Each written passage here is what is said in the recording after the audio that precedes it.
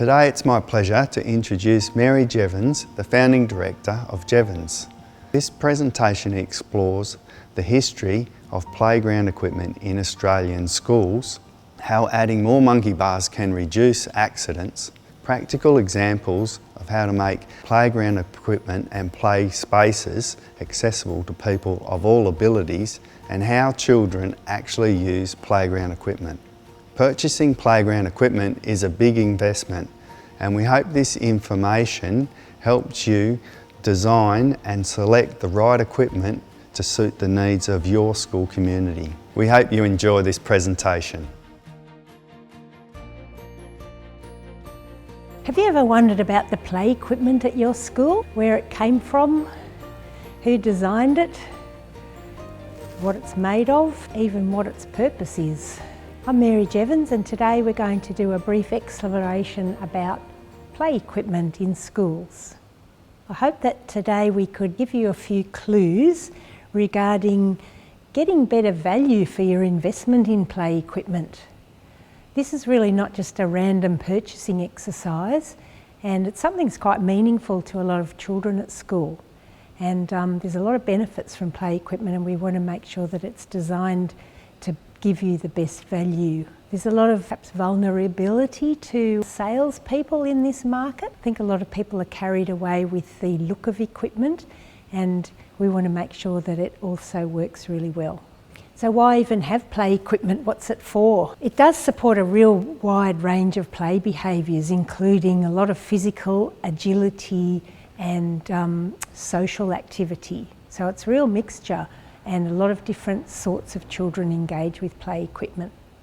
Its origin was probably in the gymnastics and also a slight overtone of military drill, that a lot of play equipment arrived in school grounds along with asphalt when there was a lot of military drill happening around wars in Australia and probably in other countries as well. But today it's really evolved into quite a lot of different styles, purposes, materials, colours and appearances. So thinking about the types of materials and the presentation of equipment, apart from the old steel cyclone era, which was probably the first sets of products on the market, in the 60s we had a lot of treated pine, and there's still some of those old examples of that equipment, which is now getting pretty old. Then there's a lot more contemporary use today of steels, aluminium, plastics, sheet metals, moulded products in play equipment. There's also the sort of themed structures, which might have boats or cars or castles, lots of structures which are sort of semi-customised for spaces, and they can have quite an identity that they offer to a school, especially at entries and so on, that children can identify with. And then there are a lot of interesting flexible products on the market now with nets and cables and materials like that used in conjunction with steel and aluminium. And then there's a wide range, of course, of timber, use of timber in structures, and these can be quite standardised modular products, or really customised structures which will allow for children to be engaged with the design and presentation of these. And these can of course incorporate logs and mud bricks and different materials like that. So there's many observable purposes for play equipment, and obviously that climbing, sliding, and part of the package which goes with that, which is the chasey tiggy games, where kids basically, they're not sort of ponderously playing on things one by one, they're racing through a structure, and the object is to catch your friend or not be caught by them. And so there's a lot of fast ways down and different rates of challenge of getting up to the top. So that elevation and sliding down. There's also a lot of group play that happens on play equipment, and being up high is often part of that.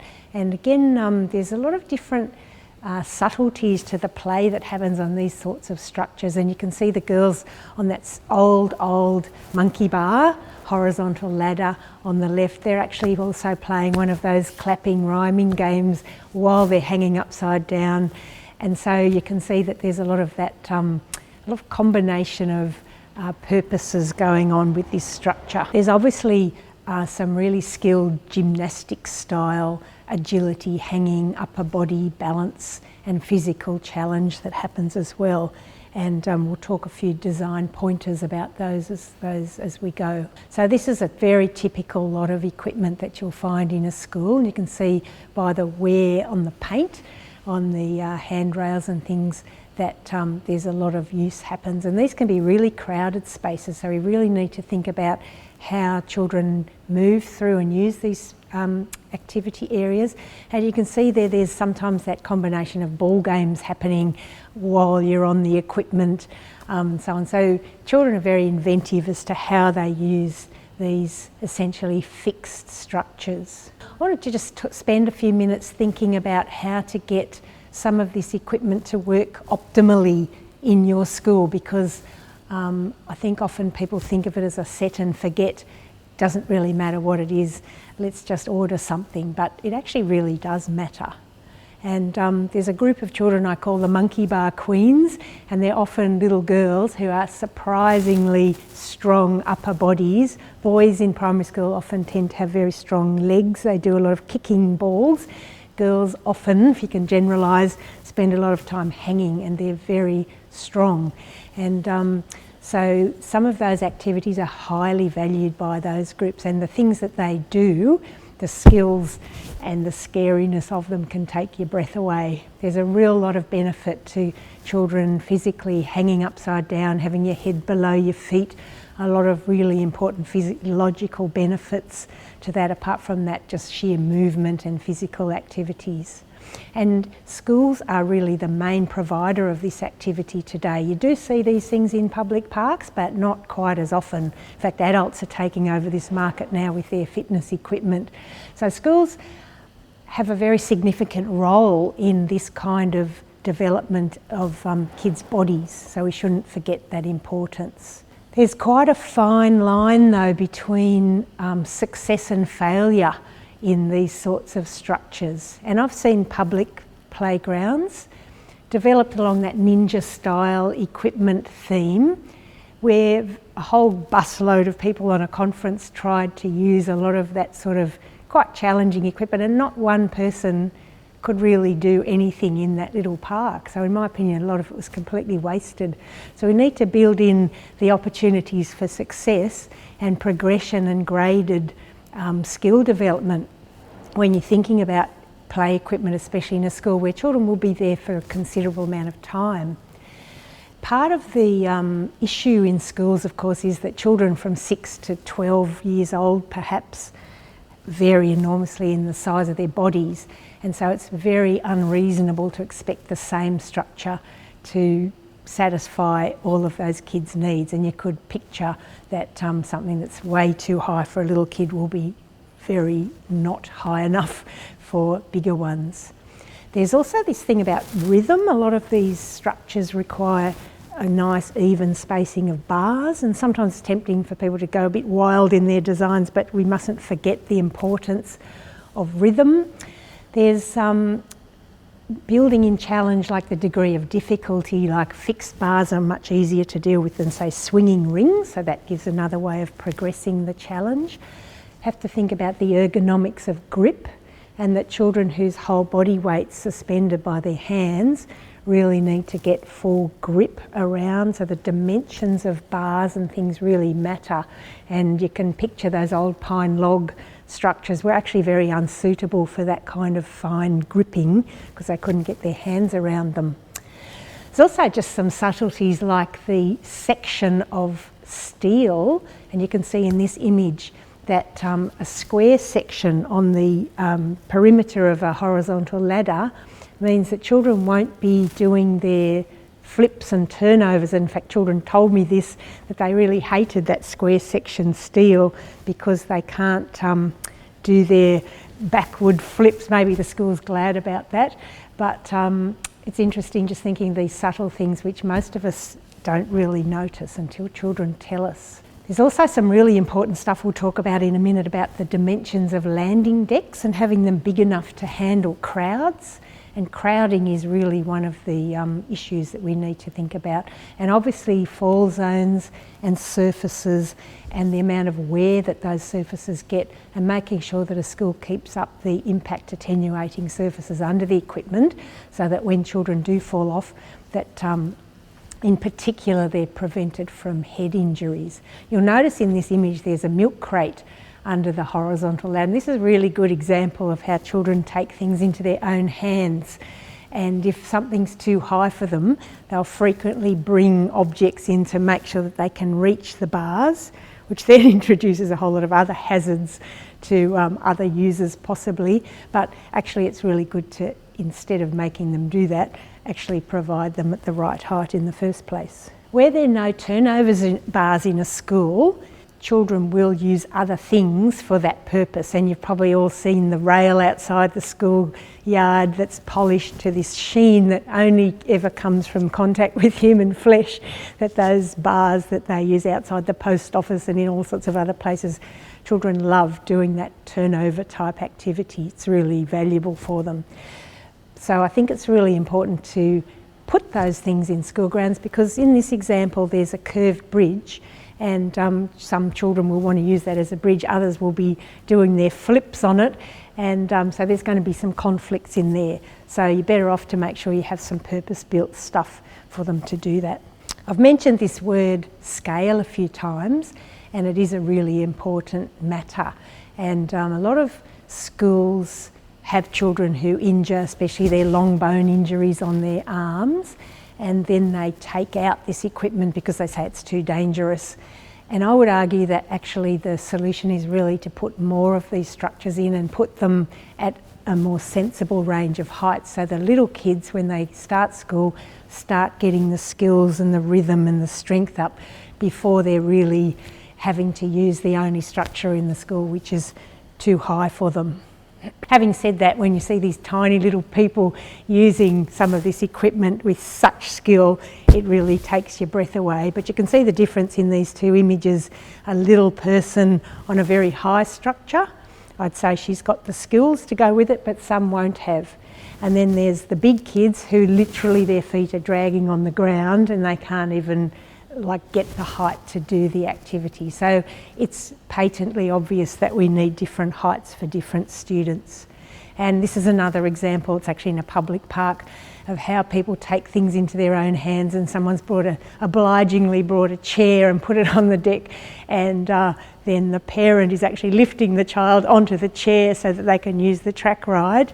And these are actually not always advisable from a safety perspective. They do introduce some creativity though, I suppose. When you're thinking about this upper body equipment, I'm specifically thinking of horizontal ladders and all those ring trek activities, and also track rides. You'll often in a busy school get a whole bunch of kids lining up on the deck at the end waiting for their turn, and then someone else is landing and their feet swing out and you can wipe out a whole bunch of children all at once. Getting those landing decks in position and big enough, I think, is really important. Some people don't use landing decks. I think they're really useful. Sometimes people put a bar there. People have different preferences, but think about that crowding issue and how groupings of people waiting for their turn are going to conflict with the landing person.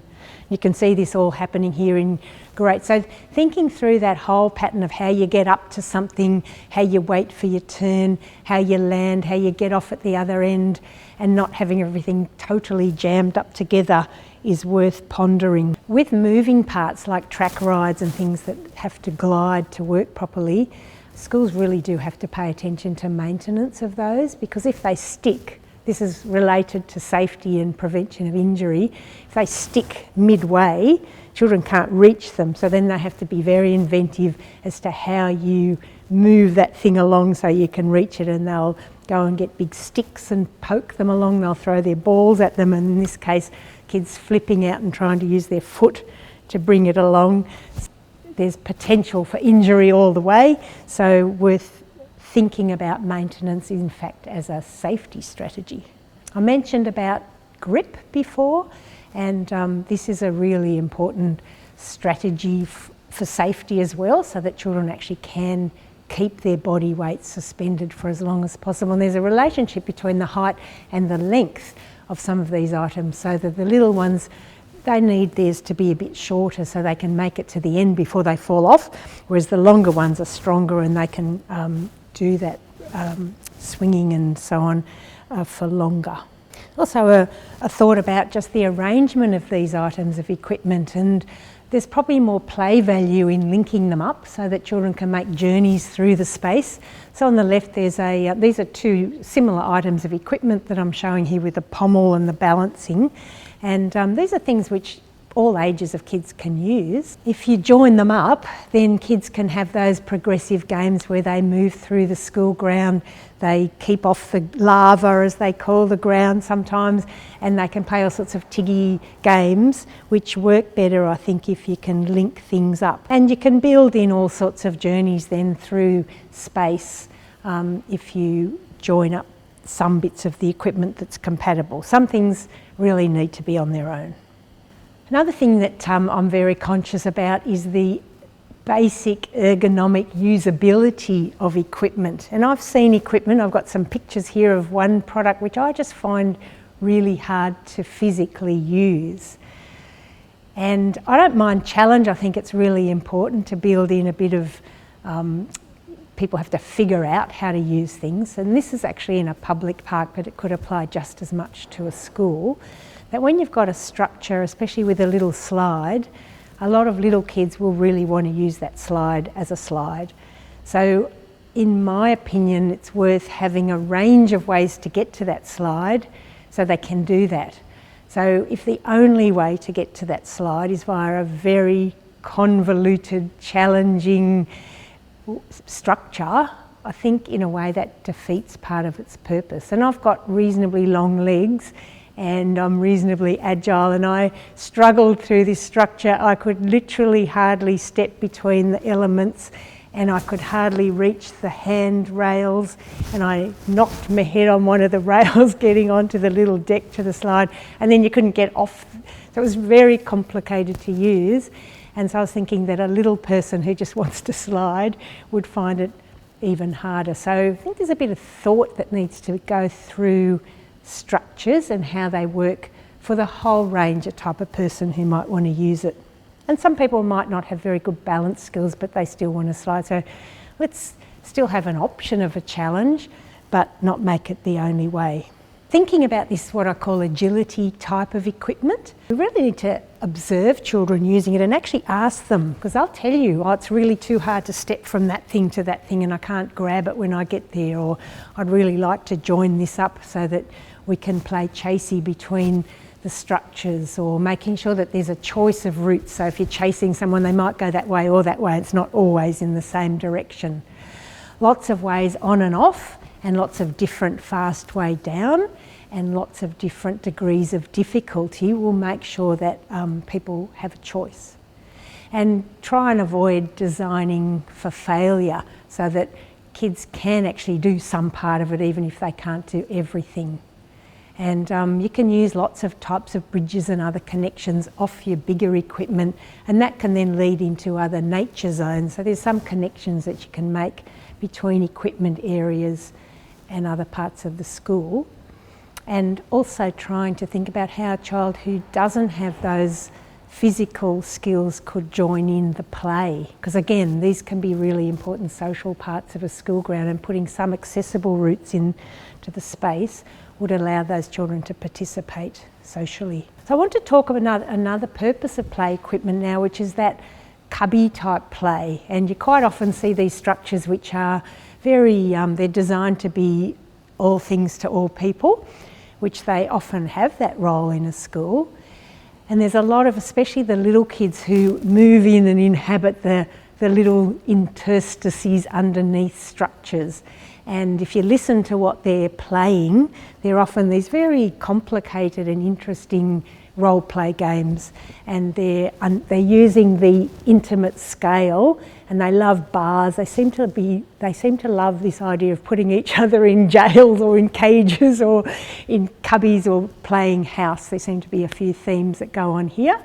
And so this is another important role that play equipment can play, and it happens in what you and I might often call rather basic environments, but still does happen, which is a credit to children, I think, and their inventiveness. So we quite like to make sure that, especially where there's a loose surface, this works really well, that in those little underneath corners that you provide a little shop counter or a little shelf or something. So they often really enhances that kind of play, because they're often little toys or loose materials that go with it. So you can get a lot of value out of a structure by just adding some of those little details. And maybe you've got to obviously make sure that supervision is possible in a school, in any environment, but doesn't mean you can't still have half walls and half like slatted walls and so on. So there's this sense of privacy. A lot of those activities really enjoy a sort of a separation, especially from busy activities, and they really are vulnerable to the kids running through and so on, so we want to separate them somehow. There's also the potential to connect those to really good spaces in the school, and this is just an example. Again, it's in a public park, but it could just as well be in a school. We've got a few different elements. One is a built piece of play equipment. One is this slightly more open-ended boaty shaped deck, and then there's a tree.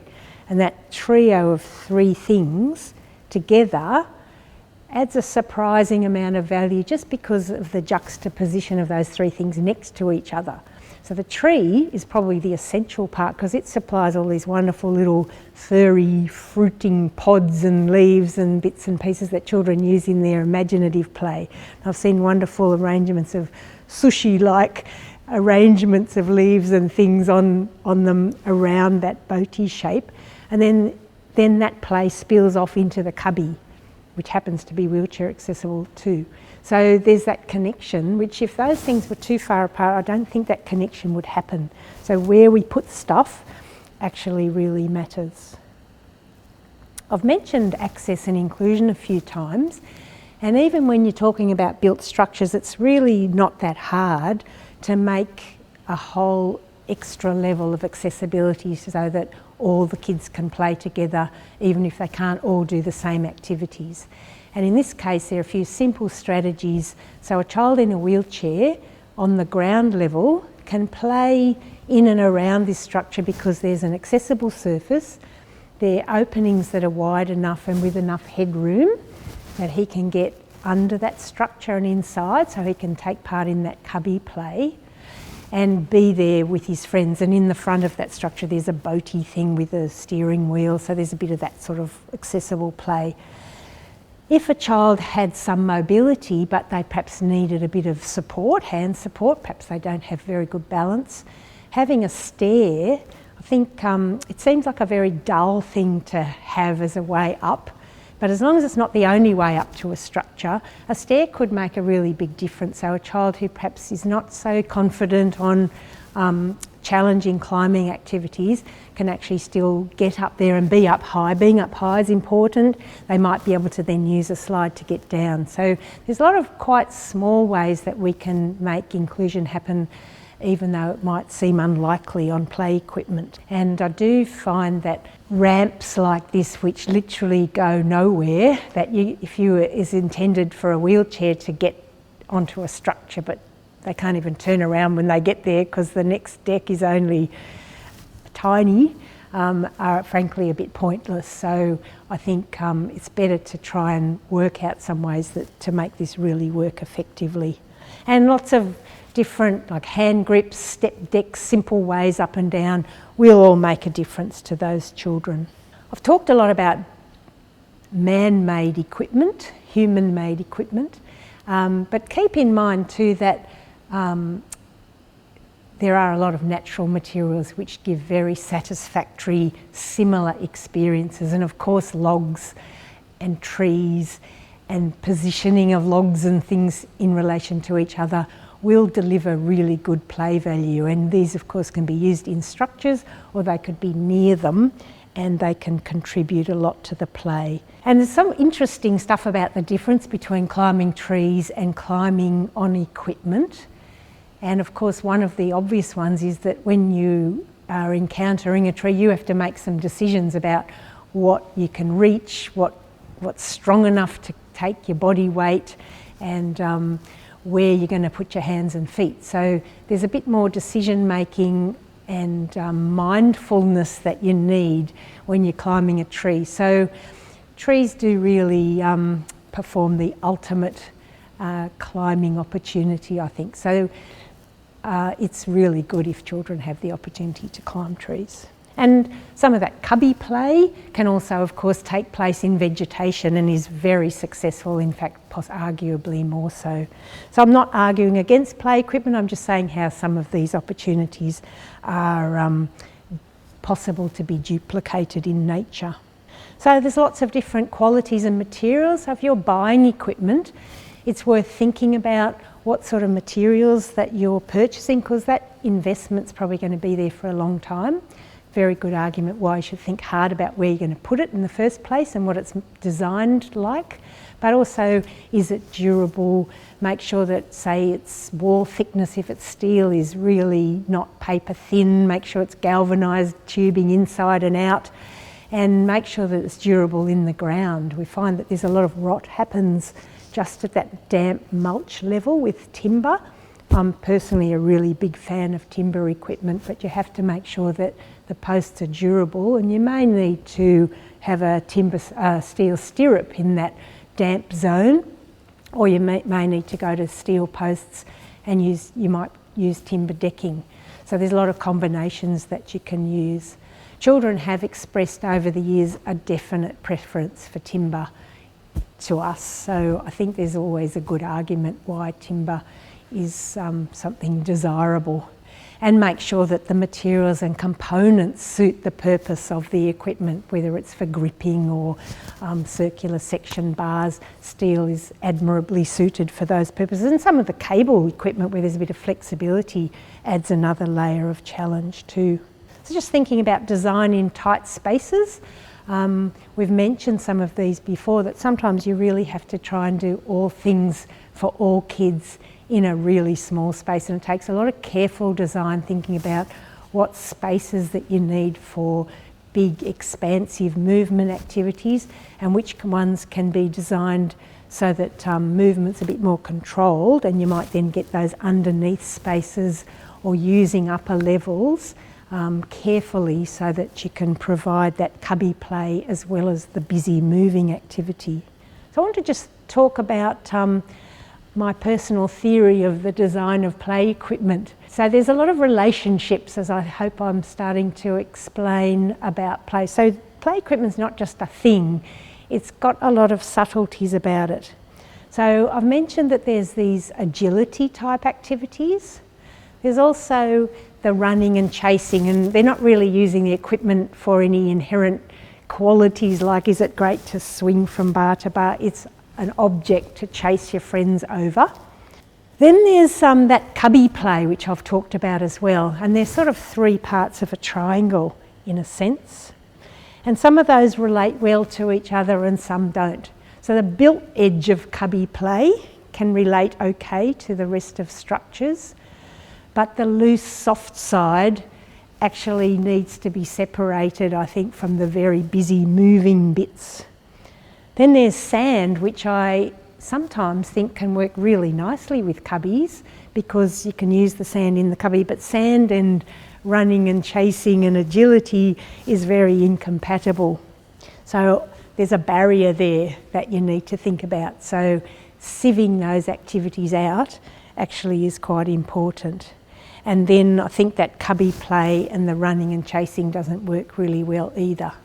So I'm trying to point out that equipment is not just a thing you order out of a catalogue without pondering over. It has some very important internal functionalities, and you can really think that through about how the being up high, how the being underneath, how you relate to sand and how you relate to the the climbing and sliding side of things works really well.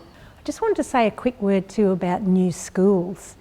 And when people start off in a brand new school, you often have these big expanses of space with not much. The trees won't have grown. Lots of areas will be pretty new. You'll often get a bit of mud and stuff happening in the wet winter.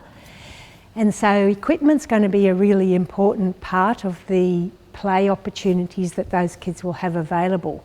This is a moment when you really want to be thinking about crowding, and you might need to put perhaps more equipment than you think might be necessary, especially as a lot of schools will start off with a really big new population, and then as the next school in the new suburb gets built next door, some of those children will move to that school. But there will be moments when there could be thousands of students in a new school, and that how you cater for play in those situations is going to be something you really need to think about. So equipment, on the one hand, can be an absolute godsend, will be a godsend to give those children play opportunities, but it puts a big onus on thinking about the design of it, because it will also be really crowded. And you might need to think about how many equipment areas are actually provided. In a very big school, I think you need to duplicate a lot of the activities. Another just thought about surfacing. This is a really big issue under equipment, that you really need an impact attenuating surface, and it has to comply with our Australian standards for play equipment. And you want to really minimise hazards like trip hazards around equipment as well, especially with edges. So thinking about those fall zones, the extent of the surface needs to be adequate.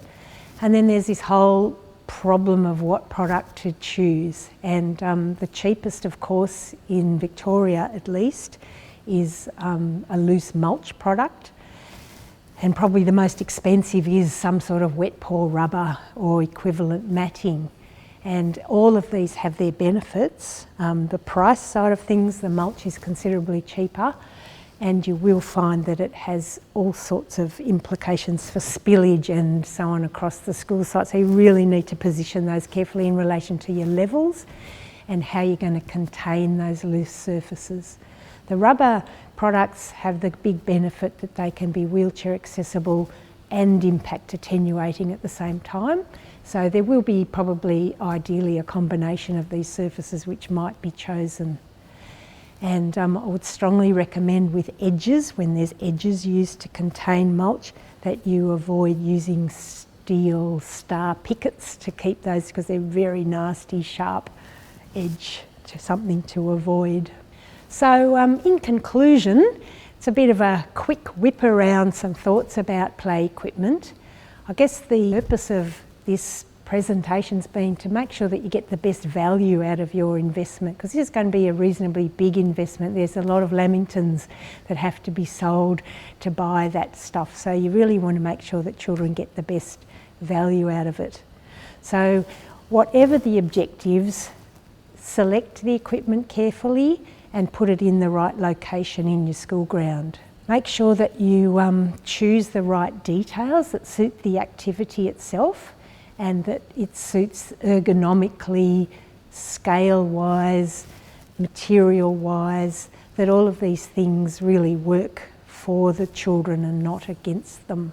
Make sure that you minimise the conflicts that can happen around the equipment, and make sure you choose the best quality materials that you can afford, because these are going to be long-lasting investment. Another thing that I think is really important is that you should monitor the use of the equipment, and you might want to make small tweaks to it. You can adjust the heights of some things, you might want to add a few things, so it's always good if there's a bit of space to tweak the construction once it's been tried out. Obviously, at the end you also need to look after it. So make sure that the school, when you buy something, you're not just buying a set and forget object, you're really buying a program, and you really need to look after that and have a maintenance schedule in mind so that it's always performing at its optimum.